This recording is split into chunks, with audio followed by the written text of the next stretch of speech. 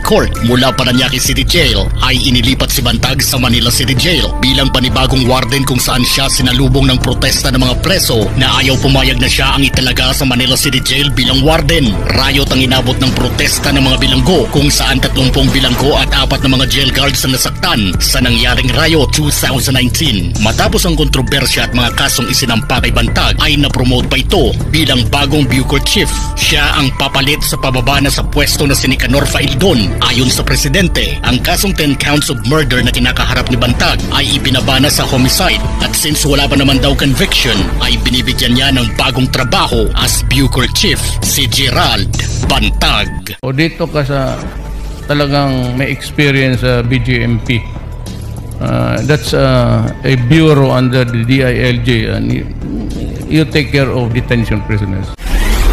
Wala ng oras na sinayang si Bantag as Bucor Chief.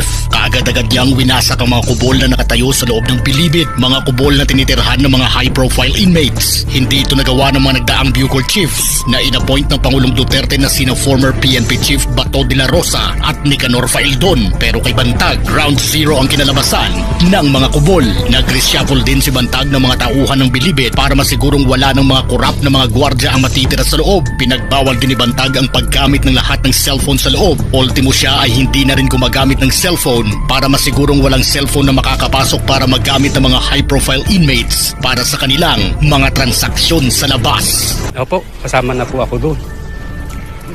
Kasi po kung nag-greyhound tayo, mag-greyhound, nakuha natin lahat nga yung cellphone sa loob. Tapos yung personnel naman, sabi nga 95%. O kaya pagpasok po nila, di ba? Kung hindi sawatayin yun, walang ganong memorandum, matetempo yung mga tao, ibenta na naman siguro. July 18, 2020, nagulat ang lahat ng mapabalitang namatay sa pandemya ang high-profile inmate na si JB Sebastian. Pero walang may maipakitang ebidensya ang pamunuan ng bilibid dahil sa agad daw nilang ipinakremate ang bangkay ni Sebastian. Kaliwat kanan ng batikos ng media pati na ng mga senador sa nangyari dahil sa espekulasyon na baka raw pinakawalan si Sebastian kapalit ng pera. Hindi katakatakang mag-isip ang mga tao tungkol sa conspiracy theory na pinatakas si Sebastian dahil sa mga nakaraang korupsyon na kinasasangkutan ng bilibid. Dahil sa mga pambabatikos na ito ay tila nagwala si Bantag sa isang interview sa kanya at pinanindigang pandemya talaga ang ikinamatay ni JB Sebastian. May namatay na 21 kasama ang siyam na high profile. Sasabihin nila, bakit may namatay na high profile? Ngayon, ano pang tatanungin nyo?